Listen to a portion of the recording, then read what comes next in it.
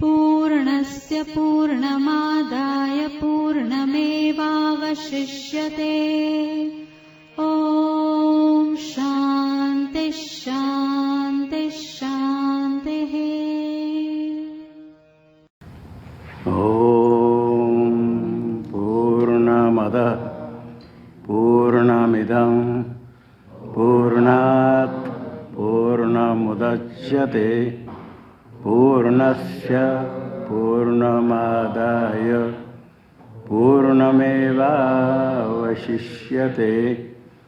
ॐ शान्ति शान्ति शान्तिः। शङ्करं शङ्कराचार्यं केशवं बादरायणं सूत्रभाष्यकृतौ वन्दे भगवन्तौ पुनः पुनः। ईश्वर गुरुरात्मेति मूर्तिभेदविभागिने व्योमवद्व्याप्तदेहाय दक्षिणामूर्तये नमः। ॐ शान्ति शान्ति शान्ति।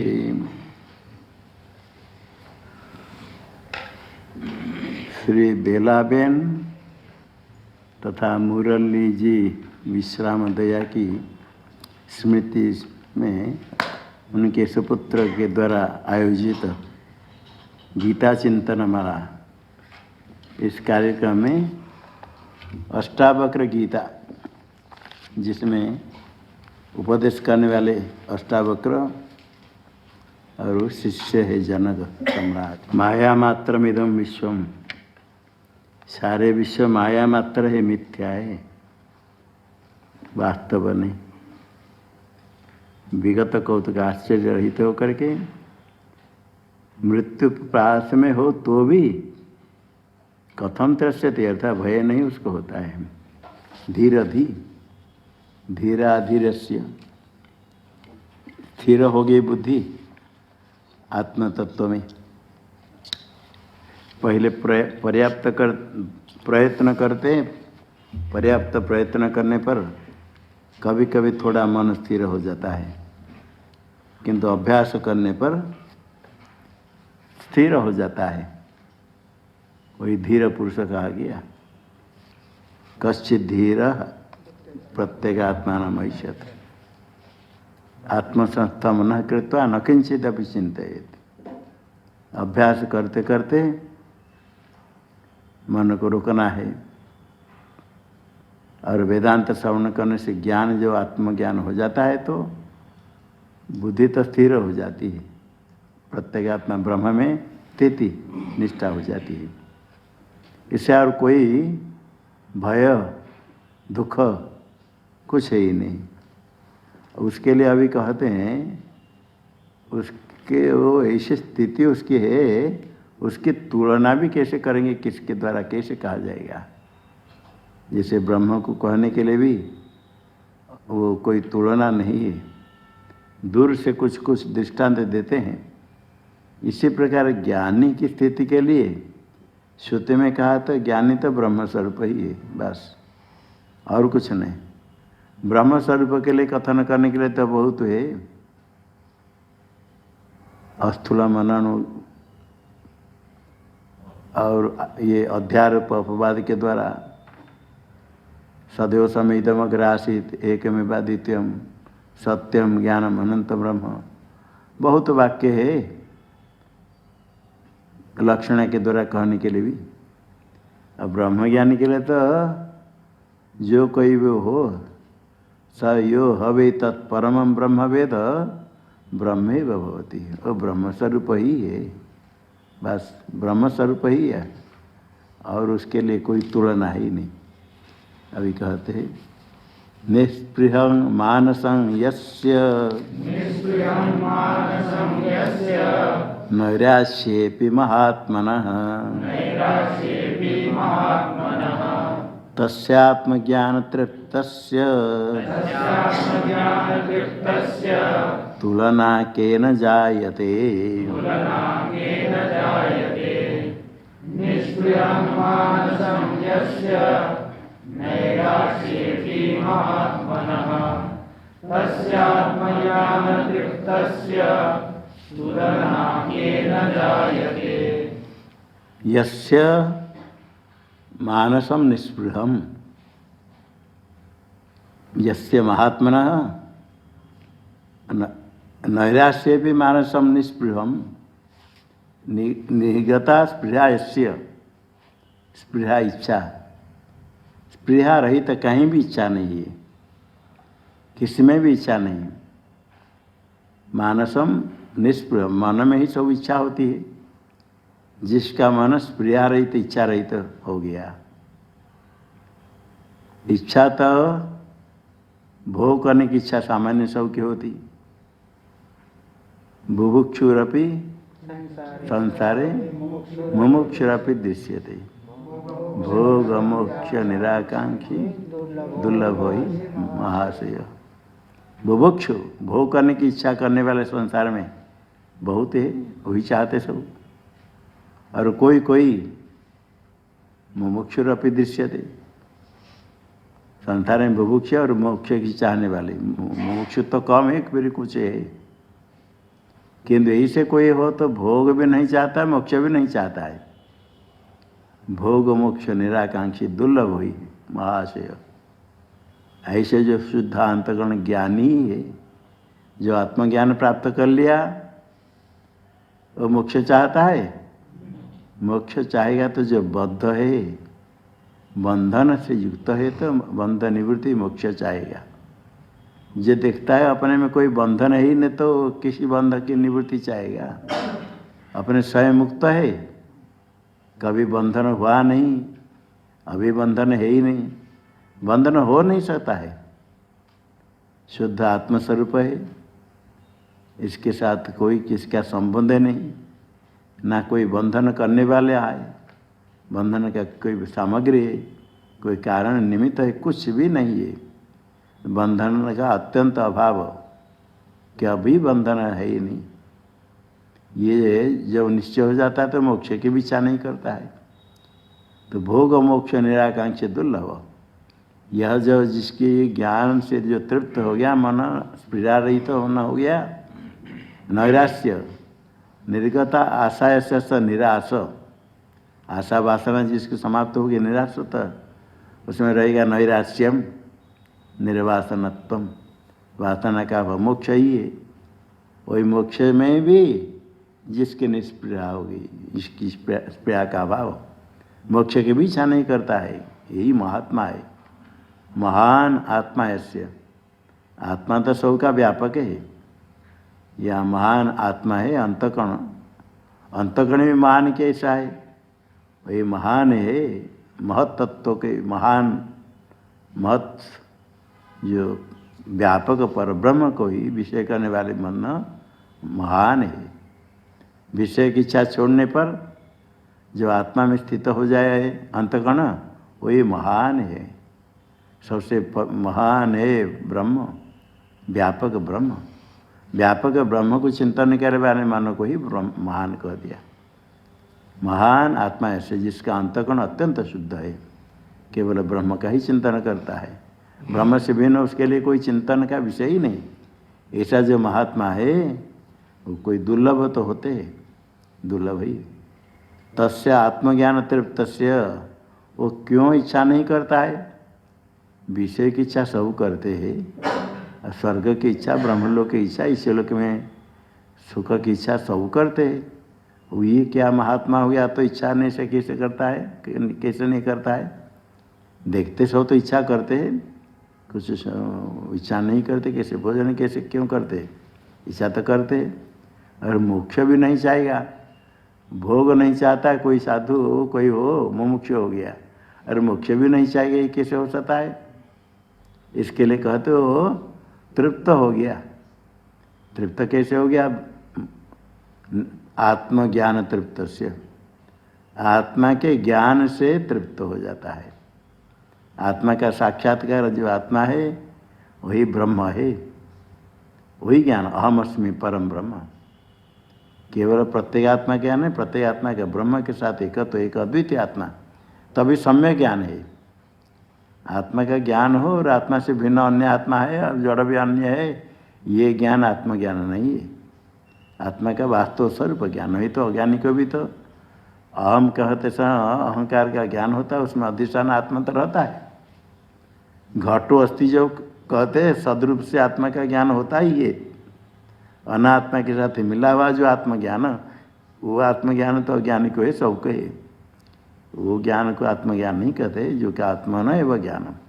आत्मा का वास्तव स्वरूप का ज्ञान, वास्तव स्वरूप आत्मा जो ब्रह्म है अद्वितीय, वही जो जगत का कारण है, वही सत्य तत्सत्यम स आत्मा तत्त्वमसि। वही सत्य है, वही आत्मा है, वही जीव का वास्तव स्वरूप है। अर्थात तो ये सारे जगत ब्रह्म अद्वितीय सब मैं ही हूँ, मेरे से भिन्न कुछ नहीं। अहम अस्मि परम ब्रह्म, जो ब्रह्म नित्य शुद्ध अविक्रिय वही अहम अस्मि, ऐसे ज्ञान। ये ज्ञान से तृप्त हो जाता है, तृप्ति को प्राप्त करता है। तृप्त और कुछ, जैसे कोई भोजन करके तृप्त हो गया, भूख प्यास के कारण दुखी था, भोजन किया, पानी पिया, तृप्त हो गया, उसके बाद भोजन देने पर नहीं खाएगा और खिलाएंगे तो भी मना करेगा, तृप्त हो गया। फिर कुछ देर पर भूख लगता है, भूख लगती है, वो अलग है। किंतु आत्मज्ञान से जब तृप्त हो गया, अज्ञान निवृत्त हो गया और कुछ अज्ञान है ही नहीं, दुख है ही नहीं, किसी की इच्छा नहीं, न कुछ कर्तव्य है, कुछ करने का भी नहीं, देखने का भी नहीं, जानने का भी नहीं, तो तृप्त हो गया, अत्यंत तृप्त हो गया। वो जो अत्यंत तृप्त है, किसी की इच्छा नहीं करता है, देखता है आम नित्य मुक्त, नित्य शुद्ध मुक्त है, एक अद्वितीय तत्व मुक्त स्वरूप में हो, इसे ज्ञान हो गया। तो पहले तो भोग इच्छा का त्याग कर दिया था, अब मोक्ष की इच्छा से प्रयत्न किया, श्रवण मनन, ज्ञान हो गया तो देखा मैं नित्य मुक्त हूँ, और ज्ञान का है ही नहीं, तो फिर और इच्छा करने का कोई विषय नहीं रहा। बंधन भी अपने में देखता है, बंधन है ही नहीं। कभी रज्जु में सर्प देकर भय कर भागते हैं, आकर रस्सी को देख लिया तो कहते नायम सर्प, ये सर्प है ही नहीं, ना अभी सर्प है, ना तो पहले सर्प था, ना आगे सर्प बनने वाला है, तीनों काल में सर्प है ही नहीं। ज्ञान हो जाता तो देखता है तीनों काल में है, मेरे में बंधन है ही नहीं और कुछ कर्तव्य नहीं, तो तृप्त हो गया। तस्य केन तुलना जाए थे, किससे उसकी तुलना की जाएगी? उसके लिए कोई तुलना करने का कोई दृष्टांत नहीं है, कोई इसके सदृश नहीं है, अर्थात सबसे विलक्षण है। इसलिए उसमें क्यों ऐसा होता है, इच्छा कैसे नहीं, भोग की इच्छा क्यों नहीं करेगा, मोक्ष की इच्छा क्यों करेगा, ये सब कुछ नहीं, अत्यंत तृप्त है, वो कृतकृत्य हो जाता है। अनादिकाल से ही जीव कितने जन्म में भटकते भटकते कभी इस अवस्था को प्राप्त करता है। बहु जन्म के पुण्य के कारण संसार से वैराग्य होता है, विवेक प्राप्त करता है। फिर विवेक वैराग्य होने से फिर समदमादि से युक्त होकर के मोक्ष की दृढ़ इच्छा, मोक्ष की दृढ़ इच्छा होने पर फिर जाता है तद विज्ञानार्थम सदगुरु में भावी अचेत, परमात्मा की कृपा से सदगुरु की प्राप्ति होने पर फिर श्रवण करके उनके उपदेश से ज्ञान प्राप्त करता है। ज्ञान से तृप्त हो गया, सारे कर्तव्य समाप्त हो गया। वो जो स्थिति है विलक्षण है, ज्ञान होते ही वो मुक्त हो गया, जीवन जीते जी मुक्त। उसका शरीर रहता हुआ भी वो अपने को शरीर से भिन्न मानता है, शरीर कुछ ही नहीं उसके दृष्टि से, मुक्त है, जीवन मुक्त। उसकी तुलना किससे होगी, उसमें कोई तुलना नहीं, वो एक अद्वितीय तत्व, उसका ही अनुभव जो करता है उस स्थिति में रहता है। कोई को पूछते हैं कैसे आत्मज्ञान होने पर क्या लगेगा, क्या सोचेगा, क्या करेगा, उस जो अविक्रिय क्रिया रहित है, इंद्रिय मन आदि कुछ है ही नहीं। तो ये जो है अप्राण भ्यमना शुभ्र अक्षरात परत पर, प्राण मन आदि कुछ है ही नहीं, इंद्रिय शरीर आदि कुछ है ही नहीं, अशरीर अशरीर सब हो गया, शरीर से अभिमान रहित हो गया, उसे कुछ है ही नहीं। उसके लिए ना चिंतन करने का है, सोचने का है, ये दिशा इसी प्रकार किसी प्रकार ये भी नहीं। जहाँ इस प्रकार उस प्रकार ये सब प्रयोग किया जाएगा वो सब अनात्मा हमें अज्ञान से। आत्मस्वरूप में किस प्रकार कैसा है क्या है कुछ नहीं, बस वो अवाच्य स्वरूप है, किसी शब्द से नहीं कहा जा सकता है। आवास उसको श्रुति भी कहते हो तो ब्रह्म स्वरूप है। हाँ श्लोक बोलो। निष्क्रियं मानसं यस्य नैराश्येऽपि महात्मनः तस्यात्मज्ञानदीप्तस्य तुलनाकेन जायते। स्वभावादेव जानानो स्वभावादेव जानानो दृश्यमेतन्न किंचन दृश्यमेतन्न किञ्चन इदं ग्राह्यमिदं त्याज्यं इदं ग्राह्यमिदं त्याज्यं स किं पश्यति धीरधि। स किं पश्यति धीरधि। स्वभावादेव जानानो दृश्यमेतन्न किञ्चन इदं ग्राह्यमिदं त्याज्यं स किं पश्यति धीरधि। एतदृश्यं स्वभावादेव न किंचन जानान। ये सारे दृश्य पदार्थ है, ये दृश्य पदार्थ जितने हैं न किंचन किंचन न कुछ भी नहीं। स्वभावादेव जाना, स्वभाव से जानता है। जैसे अग्नि स्वभाव से उष्ण स्पर्श है, स्वभाव तो उसको गर्म करना नहीं पड़ता, उष्ण स्पर्श है। ज्ञान होने के बाद जो अज्ञानी है वो शास्त्र से सुनता है, आत्मा के बारे में, ब्रह्म के बारे में, जगत की उत्पत्ति, ये सब सोचता है, सुनता है, जानता है।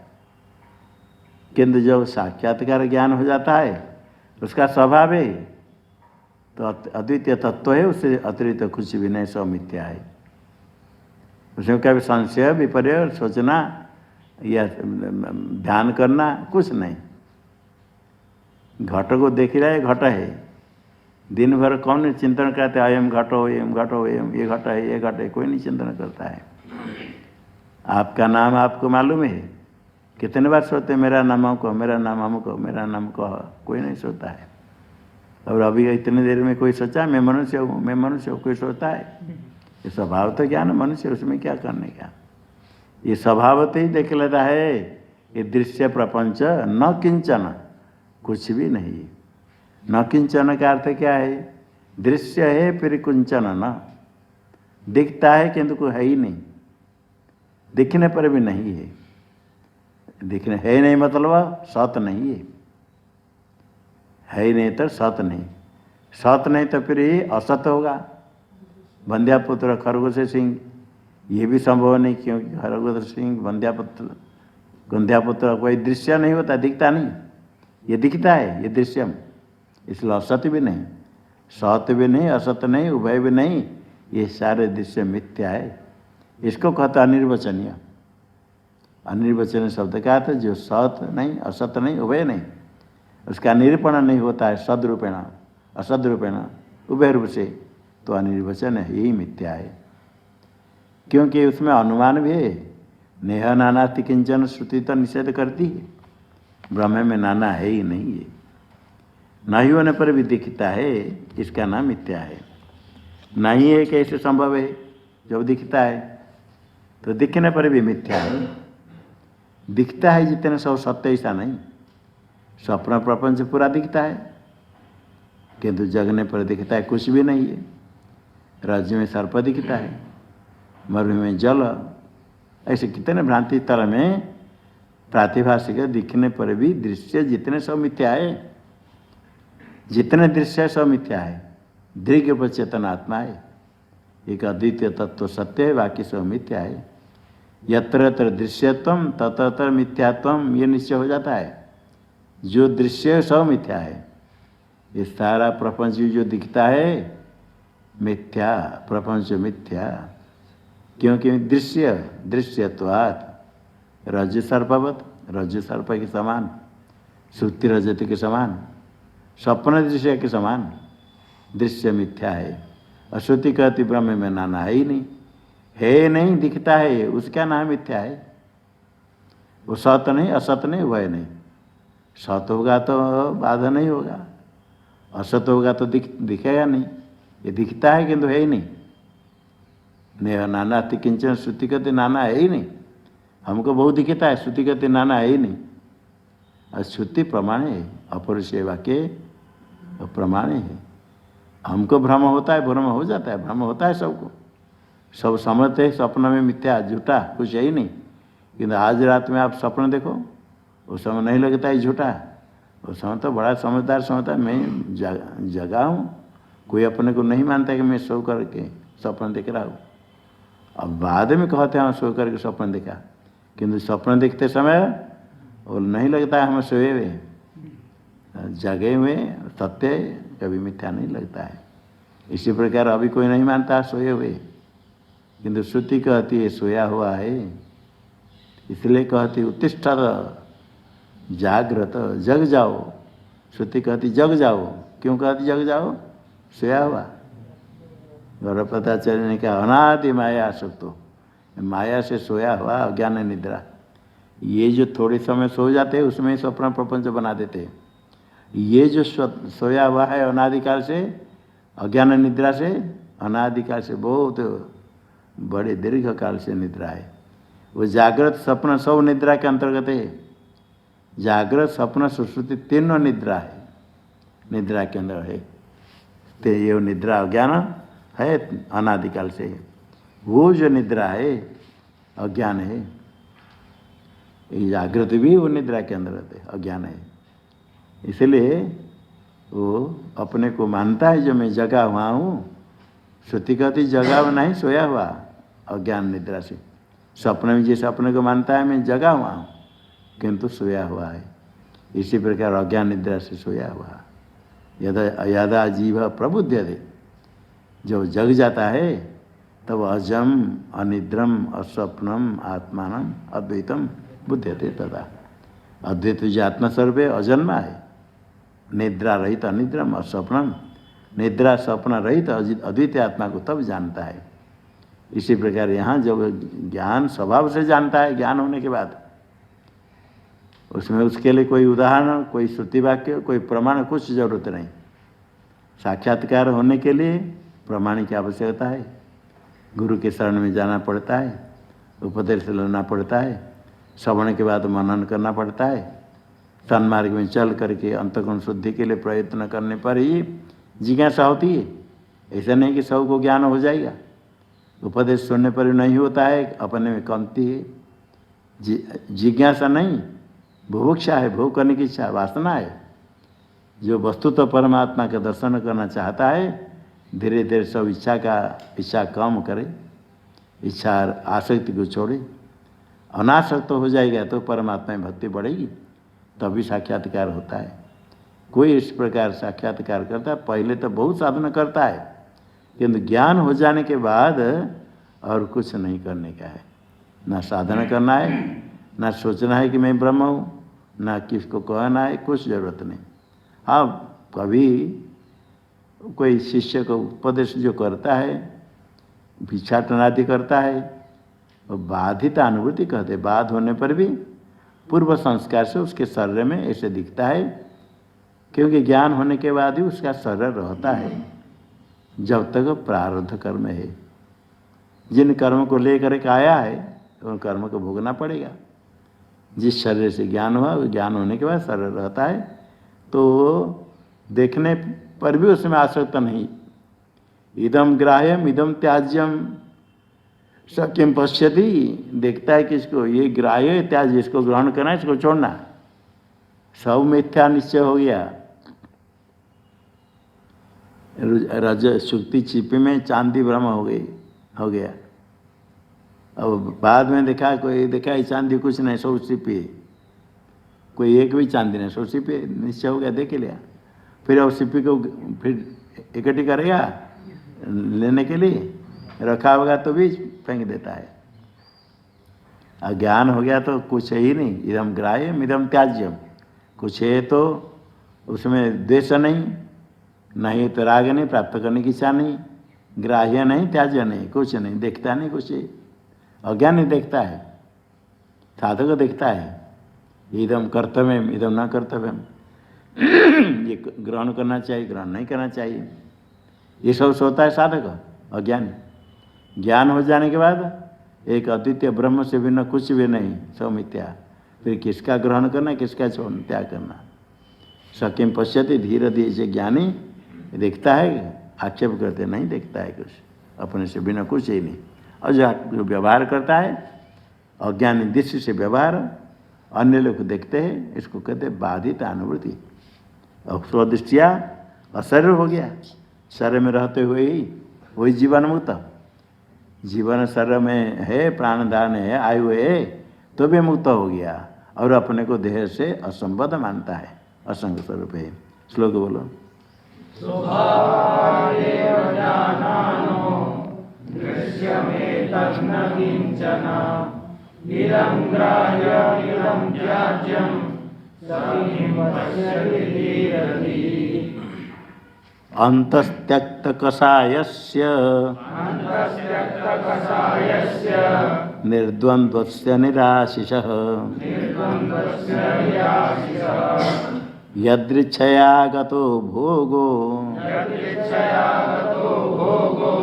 न दुःखाय न तुष्टये।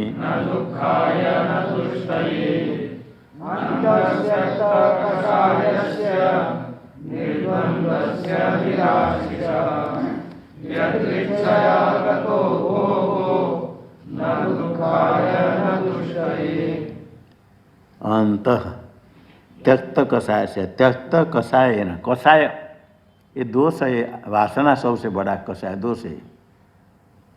ये दोष जो है वासना, उसका पूरा त्याग कर दिया।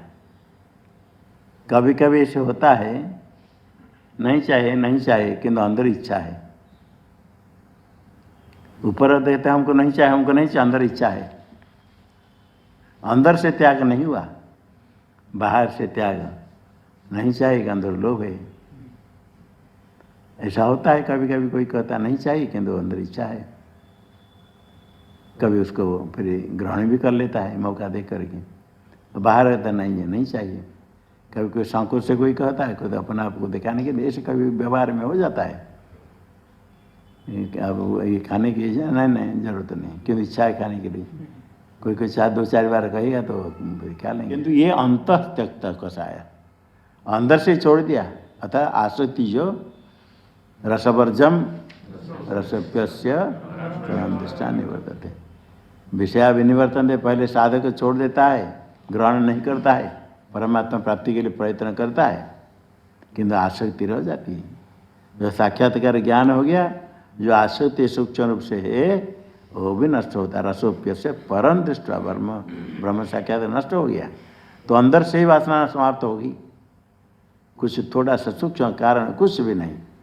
अंतस्तक्त कषाय से ज्ञानी, और उसके लिए द्वंद्व, कोई शीत उष्ण, राग द्वेष, निंदा स्तुति, मान अपमान, ये द्वंद्व से रहित हो गया। किसी द्वंद्व जुगला परस्पर विपरीत, शीत उष्ण को द्वंद्व कहते हैं। इसी प्रकार जितने ही सुख दुख, मान अपमान, निंदा स्तुति, जितने से द्वंद्व से रहित हो गया। देखता है ना निंदा ना स्तुति, दोनों को किसी को नहीं दिखता है। निंदा भी स्तुति भी सब मिथ्या है। निंदा करने वाले, स्तुति करने वाले कुछ नहीं, और जो अपना स्वरूप है वो ना स्तुति का पीछे करता है, ना निंदा से कुछ विचलित होता है, ना उसकी निंदा स्तुति कोई कुछ ही नहीं, अपने परिपूर्ण आनंद स्वरूप रहता है। जो परिपूर्ण आनंद स्वरूप, जैसे कोई भोजन करके तृप्त बैठा है, सब लोग कहेंगे देखिए भूखा बैठा, उसको कुछ खिला दो, भूखा बैठा, सब लोग कहेंगे तो भूख लगेगी ना? नहीं, सब लोग कहें भूखा बैठा है, भूख लगेगी? वो तो तृप्त है, वो जानता है भोजन क्या, उसको जरूरत नहीं। इसी प्रकार अन्य लोग को कुछ भी कल्पना करे, वो अपना तृप्त है, अब कुछ नहीं चाहिए, कोई द्वंद्व है नहीं, सुख दुख कुछ नहीं। और निराशिष, उसका कारण क्या है? निराशिष आशा रहित हो गया, निराशी। निर्गत आशा से निराशी, निराशी आशीष, निर्गत आशीष जैसे स निराशी। निराशी षष्ट्यंत है। आशी इच्छा, आशीष आशीर्वाद में जो आशीष कहते हैं ना, अप्राप्ति की इच्छा है आशी इच्छा। वो इच्छा उसके निर्गत समाप्त होगी, वो निराशी हो गया। निराशी से आशा रहित से, वासना रहित से, कोई वासना है ही नहीं, सब वासना कषाय त्याग हो गया। और कषाय में जो दोष है वासना रहित हो गया, और बाकी राग द्वेष काम क्रोध आदि ये सब नष्ट हो गया। जितने दोष कुछ है ही नहीं, आशा रहित है। तो उस प्रारब्ध कर्म रहता है तो उस कर्म के अनुसार मिलेगा, उसको भोग करता है, भोजन भी करता है, व्यवहार करता है। वो कैसे प्राप्त होता है? वो प्रयत्न नहीं करने पर भी जैसे प्राप्त हो जाते उससे संतुष्ट रहता है। यदृच्छया आगतो भोग, आगत यदृच्छया, जो अपना आप प्राप्त हो गया, प्रयत्न नहीं करने पर जो मिल गया, दैवेश जो प्राप्त हो गया, बस कोई बात नहीं, ग्रहण कर लिया। जब जैसे मिल लिया, भिक्षाटन में जाता है, कभी कोई सम्मान करता है, कभी 2-5 गाली सुना देता है, कभी भोजन अच्छा मिलता है, कभी नहीं मिला, कभी भूखा रह गया। यदृच्छया आगत भोग, जो भोग आया प्राप्त हो गया, तो न दुखाय न तुष्टये, न तो अच्छा भोग मिला तो तुष्टि संतोष, नहीं तो दुख, ना दुख है ना संतोष है, कुछ नहीं, जो मिला ठीक है, थोड़ा ले लिया। यह प्रारब्ध में उसके लिए गिनती नहीं है। सुख दुख को सुख दुख के समय कृत्य जो कहा समान तभी हो जाता है, वो इच्छा ही नहीं करता है। सुख दुख दोनों देखता है, मेरे से संबंध, मेरा संबंध ही नहीं। इसलिए भोग तो प्रारब्ध है, तो देह धारण करता है जब तक आयु है, कुछ भोग विषय भोग करता है जितने शरीर धारण के लिए, निषिद्ध ग्रहण नहीं करता, अनिषिद्ध कुछ ग्रहण करता है जितने भोजन करना देह धारण के लिए, तो भी उसमें ना दुख है ना संतोष है। ऐसे कहा सुख दुख उसके लिए नहीं। विषय वस्तुतः विषय कुछ है ही नहीं, तो बाह्य विषय को भी ग्रहण करने से उससे परमानंद से तृप्त है। तो बाह्य विषय भोग से ना सुख है ना तो दुख है। प्रारब्ध से जो प्राप्त है यदृच्छा लाभ संतुष्ट, जो प्राप्त हो उसमें संतुष्ट है और कुछ नहीं चाहता है। न दुखा है न तुष्ट है कोई भोग। हाँ श्लोक बोलो।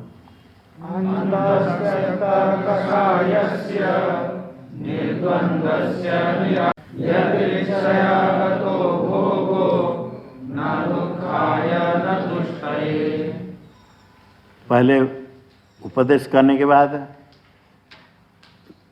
अष्टावक्र जी ने आक्षेप किया, कैसे कैसे ज्ञान होने के बाद क्यों धन कमाते हो, कैसे होता है, आक्षेप किया। उसके बाद जनक जी फिर अपना अनुभव प्रकट किया। जनक ने अनुभव कहने पर फिर देखते हैं, अनुभव होने पर गुरु प्रसन्न हो जाते हैं।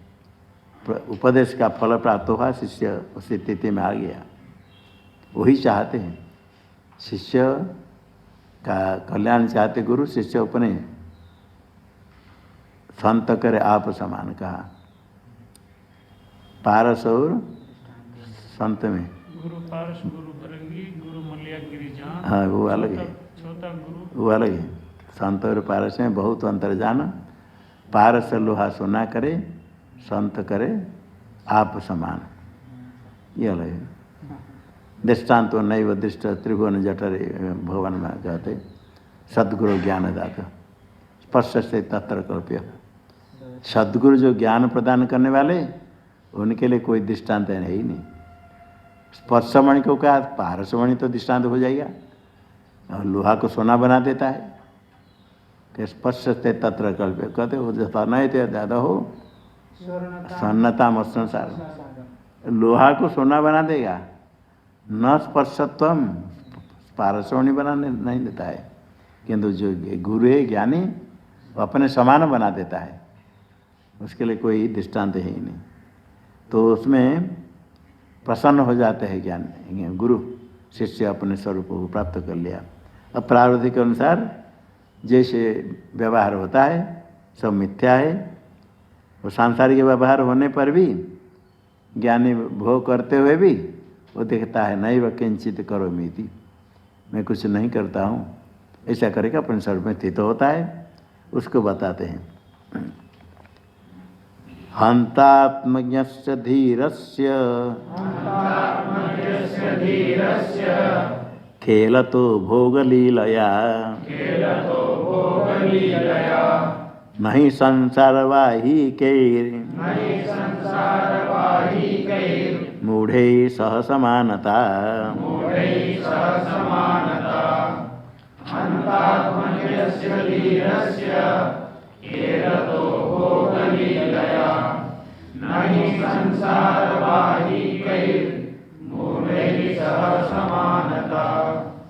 हंत इदानीं आत्मज्ञ से धीर से भोग लीलया खेला, तो जो आत्मज्ञानी वही धीर है, बुद्धि स्थिर होगी। विवेकी आत्मज्ञानी भोग लीलया खेला था, जब प्रारब्ध से भोग प्राप्त होता है भोग से खेलता है, जैसे छोटे बच्चा खेलता है ऐसे ही खेलता है। खेलता वह मूढ़ ही सह समानता न, मूढ़ कौन है? संसारवाही की, संसार को वहन करने वाले, संसार प्रवाह में बहने वाले, उसे सुख दुख भोगने वाले, सांसारिक पदार्थों को वहन करने वाले, वाही को होता है वहन करने वाले, जैसे बैल आदि होते रथ आदि खींचते घोड़े आदि, ये संसार भार को वहन करने वाले मूढ़ है, उनके साथ समानता नहीं। अज्ञानी तो सुख भोगने के लिए बहुत प्रयत्न करता है, दुख भी भोगता है, फिर संसार के पीछे जाता है। जितने दुख भोगने के बाद भी संसार को छोड़ नहीं पाता है, फिर सुख के लिए थोड़ी सुख मिल जाता है, इसे संसार के पीछे रहता है। उसके समान वो कभी खेलता है, खुश होता है, कभी रोता है, सुख प्राप्त करता है। ये ज्ञानी उसी के साथ समानता न, ये भी अपने प्रारब्ध से प्राप्त भोग करता है और अज्ञानी भी विषय भोग करता है। ये मूढ़ के साथ नहीं था, मूढ़े सह समानता, मूढ़ अविवेकी अज्ञानी के साथ उसकी समानता नहीं। ये व्यवहार करते हुए भी व्यवहार के साथ उसका कोई संबंध ही नहीं, व्यवहार करते हुए अपने में कुछ नहीं देखता है। जो अन्य अज्ञानी कुछ थोड़ा मिला तो बड़ा खुश है, थोड़े कुछ कम हो गया तो दुखी, तुरंत शांत खुश है, तुरंत क्रोध, यही प्रातः दिन रात इसमें रहता है। ये सब विषय में रहते हुए भी अनासक्त होकर प्रारब्ध कर्म कुछ भोग करने पर भी भोग नहीं करता है। बाधित तस्य अनुवृत्ति, बाध हो जाने पर इसे दिखता है, वो भी अज्ञानी की दृष्टि से व्यवहार भोग करता है। आत्मज्ञानी अपने स्वरूप में स्थित होता है। गुणा गुणस्य वर्तन्ते इति मत्वा न सृजते, सब होते गुण के कार्य, इंद्रिय विषय गुण, इंद्रिय का साथ विषय का संबंध, और मेरे में कुछ है ही नहीं, ऐसे मानकर किसी विषय में आसक्त नहीं, अपने निर्द्वंद होकर के अपने स्वरूप में स्थित रहता है। हाँ, इसलिए वो किसके साथ उसकी समानता ही सबसे विलक्षण है। हाँ, पढ़ो श्लोक।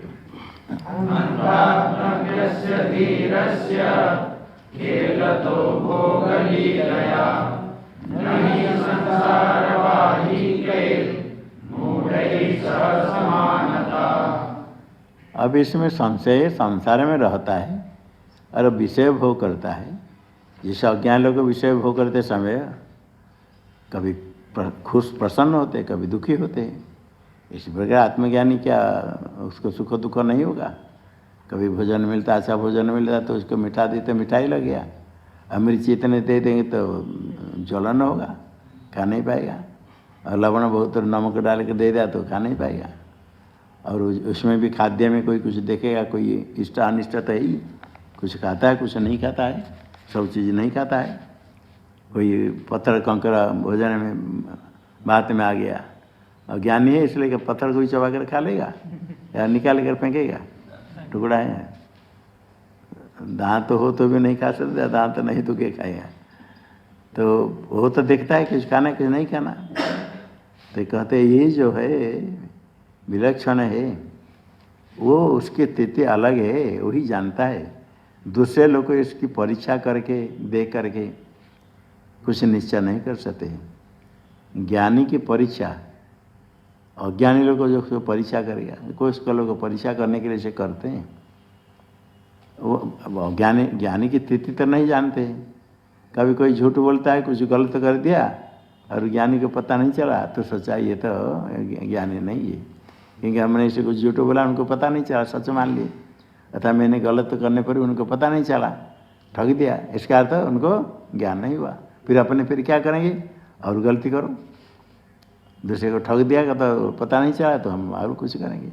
ऐसा कुछ लोग अपने को चतुर मान करके अपने पाप करते हैं। कभी किसी के पास गए परीक्षा करें, परीक्षा करने के लिए सामर्थ्य, ऐसे एक ज्वर मापने के लिए यंत्र होता है, लेकिन मापते हैं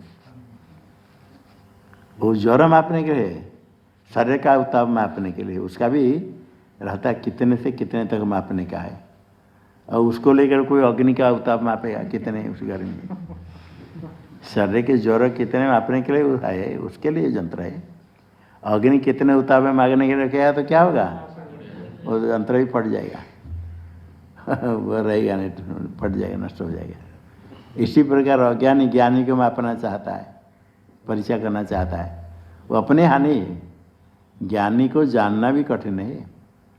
इनको ब्रह्म ज्ञान हो गया, कौन हो, दूसरे क्या पता चलेगा, किसको पता नहीं चलेगा। कुछ लक्षण शास्त्र में आया जरूर, तो भी उस लक्षण तो जो कहा शास्त्र ज्ञानी का स्वरूप लक्षण, वो जो लक्षण ज्ञानी में स्वभाव सिद्ध लक्षण है, अज्ञानी साधक वो लक्षण को अपने में लाए, वो लक्षण से अपने में आ जाए तो ज्ञान हो जाएगा। इसलिए लक्षण कहेगी, लक्षण नहीं कि परीक्षा करके ज्ञानी को पहचान ली, इस लक्षण को दे करके निश्चय कर ले, ये कठिन है।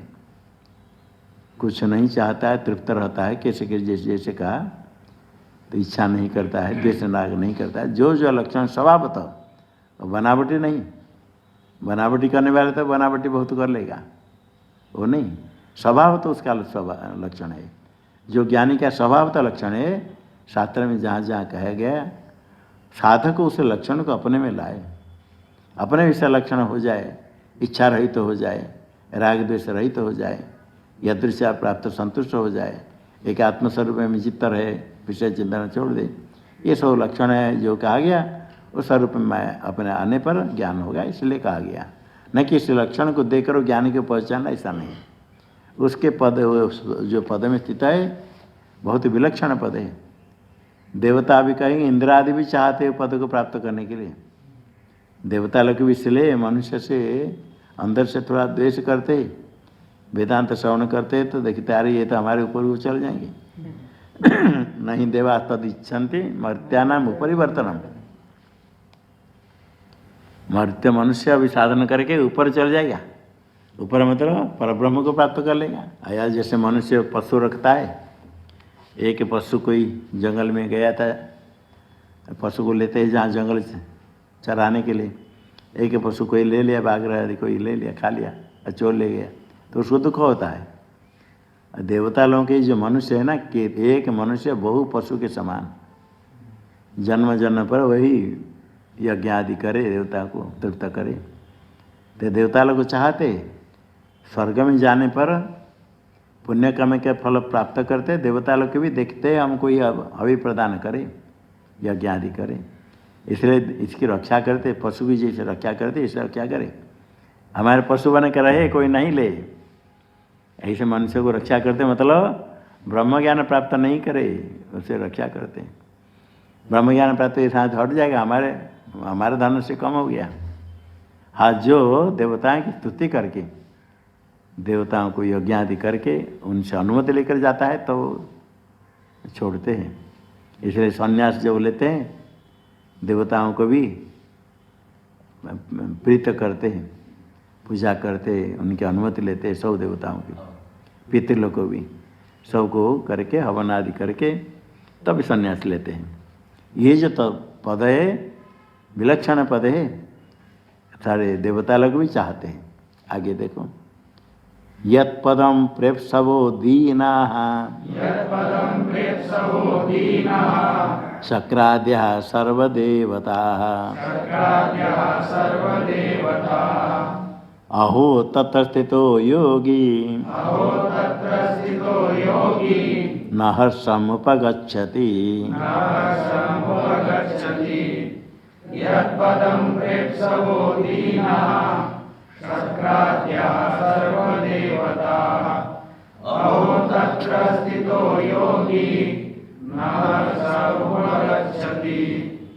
शक्राद्यः सर्वदेवताः यत्पदं प्रेप्सवः दीनाः।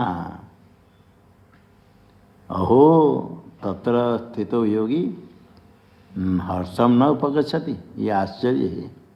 शक्र इंद्र शक्राद्या सर्वदेवता, एक नाम लिया शक्रादि, देवराज देवता में रचा है इंद्र। शक्रादि जितने सारे देवता यत्पदम प्रेप्सव प्राप्त करना चाहते हैं, पाने की इच्छा रखते, इच्छा करते उस पद को हम प्राप्त कर ले। श्रेष्ठ पद उत्तम पद कौन चाहे, नहीं चाहेगा। चाहते हैं, प्राप्त करना चाहते हैं, प्राप्त नहीं कर पाते हैं। प्रेप्सव प्राप्त करना चाहने वाले दीन होकर के, बहुत बड़े पद को हम प्राप्त करने चाहते तो दीन होकर दरिद्र, मतलब अत्यंत अपने को नीचे मानते हैं। हम कितने नीचे, उस पद को प्राप्त कब कर कैसे करेंगे। देवत्व में देवता स्वर्ग में जाकर के बहुत सुख से रहते हैं, बहुत आनंद बहुत भोग करते हैं, तो भी वो परमात्मा पद को जब विचार करते, कोई मनुष्य साधन करके ज्ञान प्राप्त करता है, वो जो पद को प्राप्त करता है, देवता भी उसकी पूजा करते हैं, वो ब्रह्म स्वरूप हो गया, पर ब्रह्म उसको प्राप्त करना चाहते, नहीं मिलता तो दीन जैसे होकर के रहते हैं। वो कारण क्या है, समझते हैं उत्तम पद है, उसकी प्राप्ति के लिए साधन समझते हैं, सब होने पर भी वो स्वर्ग में गए भोग करने के लिए भोगासक्त होते हैं। भोग में अत्यंत आसक्ति उनकी होती है। भोग करने के आसक्ति अधिक होने पर वो साधन ब्रह्म ज्ञान की इच्छा जिज्ञासा थोड़ी होने पर भी फिर समाप्त हो जाती है, भोग में लिप्त रहते हैं। इसलिए आया उपनिषद में बृहदारण्यक में आया, हाँ, ये जो तीन गए थे देवता लोग को, मनुष्य लोग को, दानव असुर आदि गए थे, नहीं उनको कहा हमको कुछ उपदेश कीजिए। प्रजापति ब्रह्मा ने कहा दो, देवताओं को दिया दो, कह कर समझ गए। आप बोले हाँ समझ गए। क्या समझे, क्या आप हमको दमन करने के लिए कहते हैं, क्योंकि हम सभा से इंद्रिय के अधीन होते हैं, दमन नहीं कर पाते हैं। दांत होने के लिए आप दो से कहते दांत दमन करो, इंद्रिय दमन करो, यही उपदेश है। फिर मनुष्य लोगों ने कहा हमको भी कुछ उपदेश कीजिए, उनको ही कहा दो, समझ गए। अब बोला हम समझ गए। क्या कहे, क्या हम स्वभाव तो लुब्ध होते, लोभी होते, दान करने के लिए कहा अपने दो। अपने दोष अपने को मालूम है, वही दो कौन से समझ लिया, हमको ये दान करने के लिए कहते, क्योंकि हम लोभी है। और असुर लोग है, राक्षस आदि हुए, उनको उपदेश करने के लिए कहा तो क्या दो, क्या दो, समझ गए। बोले हाँ समझ गए। क्या क्या हमें क्रूर होते हैं, हमको अपने कहा दया करो, दया करो, और मनुष्य का दान करो, और देवताओं का दमन करो। इंद्रिय देवताओं के ही दोष है, इंद्रिय दमन करने के लिए। बाद में फिर कहते हैं, इसलिए जो मेघ गर्जन हो रहा है, परमात्मा अभी भी वो शिक्षा देते हैं। मेघ गर्जन द द द करके जो गर्जन होता है, 3 बार नहीं बहुत बार होता है, तो उसी को उपदेश करते हैं। तो उपदेश किसको करते हैं, कहते हैं ये मनुष्य के लिए उपदेश है। तस्मात् एतत्त्रयम् शिक्षेत, ये तीनों ही सीखे, दया दान दम, दम दान दया, 3 सीखे। ये काम क्रोध लोभ त्रिविधम नरक सेदम द्वार नाशनम आत्मना, काम क्रोध तथा लोभ, यही 3 आ गया। क्रोध के लिए दया करो, और लोभ है तो दान करो, और भोग करने की इच्छा तो काम है तो दमन करो। तीनों को जो उपदेश किया गया, ये कहा गया भक्ति, सामान्य जो उपासना भक्ति करे, भक्ति के लिए करने के लिए 3 साधन अवश्य होना चाहिए। ये सामान्य साधन है, ये आवश्यक है साधक मात्र को। क्या है, दमन करे, इंद्रिय दमन पहले, और जिसके पास है जो सब है दान करे। धन है तो धन दान करते, नहीं तो श्रम सेवा इसलिए करते, परोपकार करो। बिना मतलब गुरु सेवा करते साधक तो अलग है, उससे अतिरिक्त भी किसी की सेवा कोई करे, कहीं किसकी सेवा उपकार कर दे तो ये अंग यस्य अंग नोपकाराय तस्य सर्वम व्यर्थम। शरीर प्राप्त हुआ, समर्थ होने पर भी जो उपकार नहीं करता है सब व्यर्थ है। शरीर है तो अंग है तो कुछ उपकार करे, तो कुछ ना कुछ उपकार जब जैसे जो प्राप्त है। तो ये और दान हो क्या तो दया, हिंसा आदि नहीं करने के लिए कहा। ये वो देवता आदि दीन होते हैं, वो ब्रह्मसूत्र में आया, ज्ञान प्राप्ति में अधिकार उनका है, किंतु मनुष्य का एक विशेष अधिकार है जो देवताओं का भी नहीं। वो क्या है, कर्म करने के लिए अधिकार देवताओं का नहीं। जो यज्ञ दान तप आदि कर्म करते, यज्ञ आदि कर्म वैदिक कर्म देवता लोग को करने के लिए उनका अधिकार नहीं है, मनुष्य अधिकार है। तो ब्रह्म ज्ञान के लिए उनका अधिकार तो है। स्वर्ग में ब्रह्म ज्ञान हो सकता है, अधिकार है, किंतु वैराग्य नहीं होने से ज्ञान नहीं होता है। यदि वैराग्य हो तो ज्ञान हो सकता है। तो स्वर्ग में वैराग्य नहीं होता है, भोगासक्त रहते हैं। ठीक इसी प्रकार यहाँ भी अपने प्रारब्ध के अनुसार किसके पास धन अधिक हो किसके पास कम हो वो कोई बात नहीं, उसमें भोग में आसक्त अत्यधिक जो होता है वो परमात्मा प्राप्त नहीं कर पाएगा। भोगासक्ति भक्ति से दूर कर लेती है।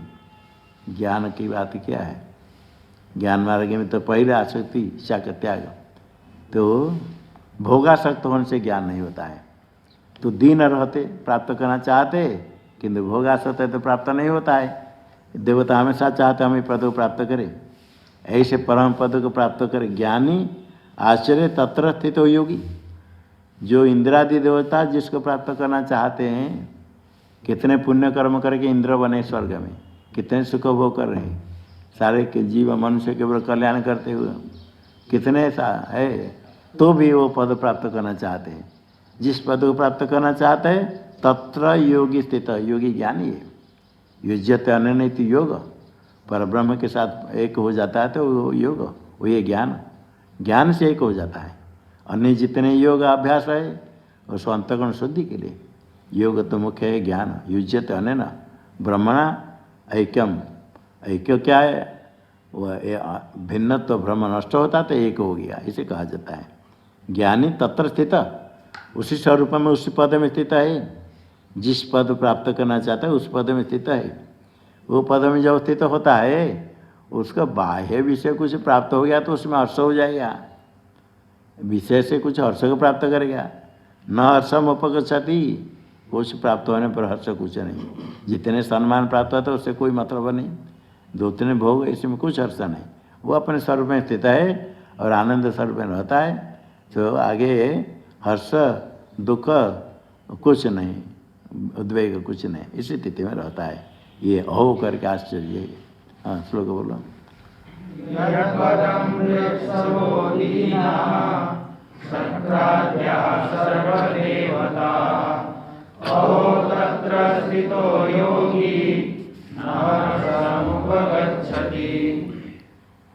अभी ये विलक्षण है,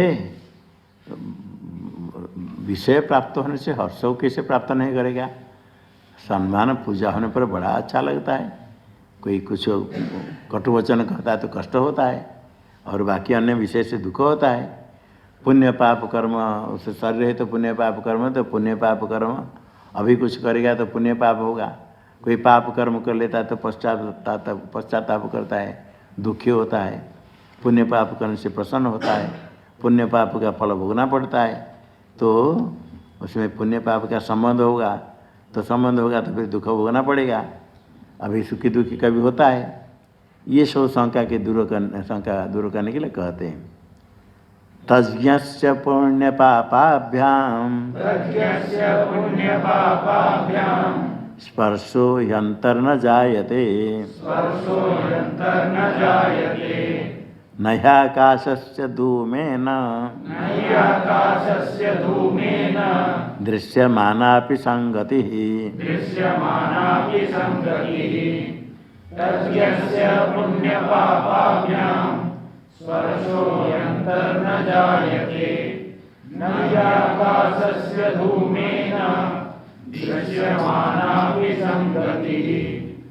तज्ञस्य तज जानाते थी तज्ञ तद ब्रह्म को जो जानता है अहम अस्मि पर ब्रह्म अपना स्वरूप ब्रह्म एक है भिन्न नहीं। जो क्षेत्र को जानने वाले क्षेत्रज्ञ वही क्षेत्रज्ञ में चापी माम वेदी यही सर्वव्यापक है। इसको जो साक्षात्कार कर लिया अहम अस्मि परम ब्रह्म ब्रह्म ज्ञानी तस्य पुण्य पाप अंतः पुण्य पापाभ्याम स्पर्शो न जायते। पुण्य पाप का संबंध आत्मा के साथ है ही नहीं, अंतःकरण में रहता है संबंध। और यह पुण्य पापाभ्याम अंत संबंध अंदर संबंध बाहर किसी में पुण्य पाप के साथ उसका संबंध नहीं होता है, वो असंग है। किसी के आत्मा में पुण्य पाप का संबंध है ही नहीं। और ज्ञानी आरोप करता है, ज्ञानी में आरोप नहीं रहता है, भ्रांति नहीं है, शुद्ध स्वरूप ज्ञान हो गया, उसमें कोई संबंध होता ही नहीं, हो नहीं सकता है, तो उसमें संबंध नहीं है। अंतर संबंध स्पर्श पुण्य पाप से उसका स्पर्श नहीं होता है, संबंध नहीं होता है। पुण्य पाप कर्म करेगा तो संबंध कैसे नहीं होगा। अन्य लोग देखते हैं कभी सत्कर्म करता है कभी पाप कर्म करता है, तो चलते फिरते यदि कीड़ा मकड़े मर जाते, हमें चलते समय कीड़े मकड़े मर गए तो पाप हुआ। ज्ञानी चलते समय उसका पैर कीड़े के ऊपर पड़ जाएगा तो मरेगा, तो पाप तो होगा। पुण्य पाप कैसे नहीं होगा। कहते ये नहीं दिखता है, इस प्रकार दिखने पर उसका संबंध नहीं होता है, अज्ञानी दिखता है। उसने दृष्टांत देते, अभी बहुत धुआं होता है, कहीं जलाए तो धुआं, इतने धुआं हो गया तो पूरा आकाश में भर गया। आकाश में धुआं दिखेगा ना, नहीं बहुत धुआं नहीं पर दिखता तो है। आकाश में धुआं धूम की संगति संबंध दिखने पर भी आकाश के साथ उसका संबंध नहीं होता है। दिखता है आकाश से धुआं भर गया, आकाश दिखने पर भी संबंध नहीं। आकाश से धूमे न संगति दृश्यमानापि संगति नहीं भवति। दिखते हुए भी धुआं बहुत होता है तो भर जाता है। जैसे धुआं कभी कभी मच्छर को हटाने के धुआं देते भर जाता है, कहीं कहीं धुआं इतने हो जाता है तो भर गया। आकाश में धूम का संबंध दिखने पर भी नहीं, आकाश से आकाश के साथ किसी का कोई संबंध नहीं संबंध होता है। आकाश ऐसे पदार्थ है, किसी पदार्थ से संबंध नहीं, ना अग्नि से दाह, किससे संबंध। वर्षा जितने होने पर भी आकाश का कोई हानि लाभ नहीं, उसका छेदन भेदन कुछ नहीं होता है, संबंध ही नहीं। दिखने पर भी आकाश से धूमेन संगति दृश्यमाना भी संगति नहीं अस्ति, है ही नहीं। अन्य लोग को देखकर आरोप करने पर भी संबंध ही नहीं। आकाश नेल्ले पर रहता है, आकाश के साथ कोई संबंध नहीं। आत्मा के विषय में इसलिए आकाशवत आकाश के समान है, सर्वव्यापक है, नित्य है, निर्लेप है, किसी के साथ कोई संबंध नहीं। इसी प्रकार जैसे आकाश का संबंध नहीं, इसी प्रकार ज्ञानी अपने को आकाश से भी व्यापक, आकाश से भी सूक्ष्म, निर्लेप, असंग ईश्वर रूप को मान करके उस रूप से रहता है। तो अन्य कोई जितने आरोप करे, देह से कुछ हो गया तो देह को अपना स्वरूप नहीं मानता, देह धर्म को मन के धर्म को अपने में नहीं मानता, तो इसलिए वो उसके साथ पुण्य पाप के साथ भी उसका संबंध है ही नहीं। हाँ श्लोक बोलो।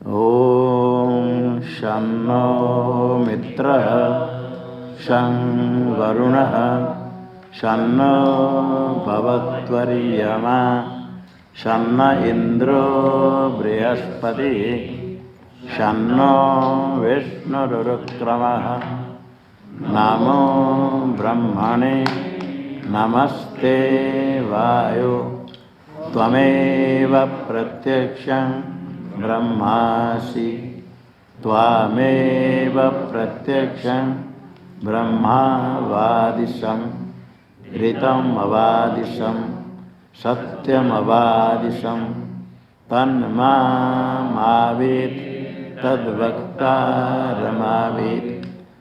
आविर्माम् आवेद्वक्तारम्। ओम शांति शांति शांति।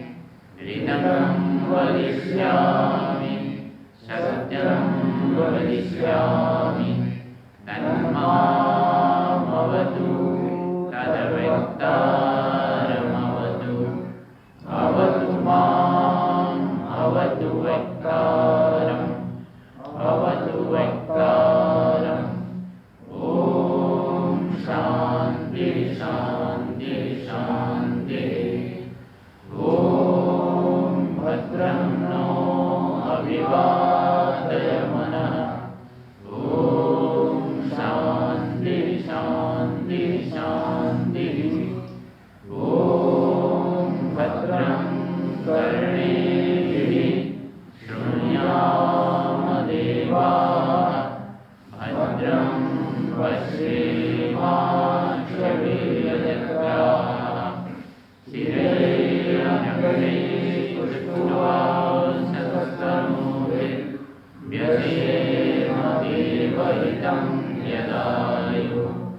स्वस्ति न इंद्रो वृद्धश्रवाः स्वस्ति नः पूषा विश्ववेदाः स्वस्ति नस्तार्क्ष्यो अरिष्टनेमिः स्वस्ति नो बृहस्पतिर्दधातु ॐ शान्ति शान्ति ॐ यो ब्रह्माणं विदधाति पूर्वं यो वै वेदांश्च प्रहिणोति तस्मै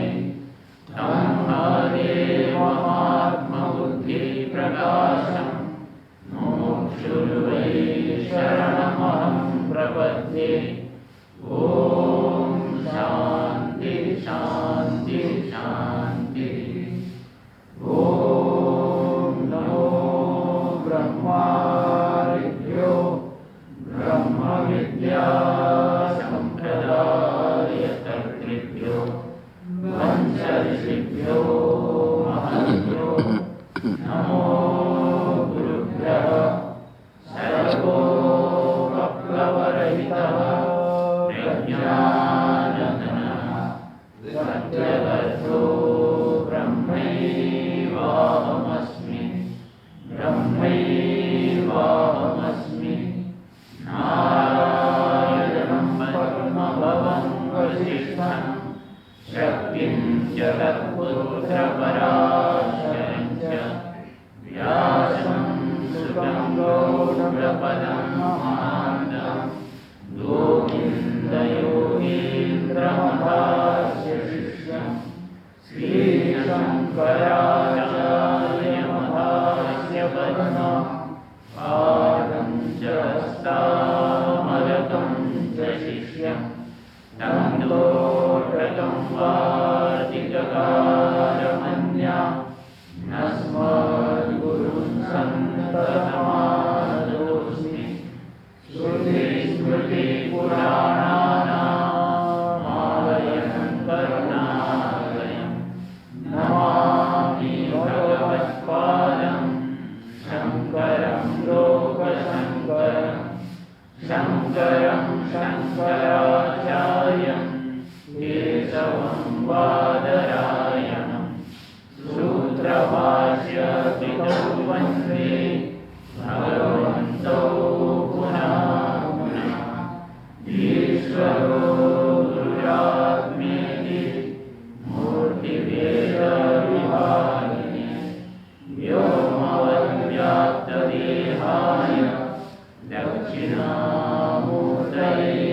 नमः ॐ शान्ति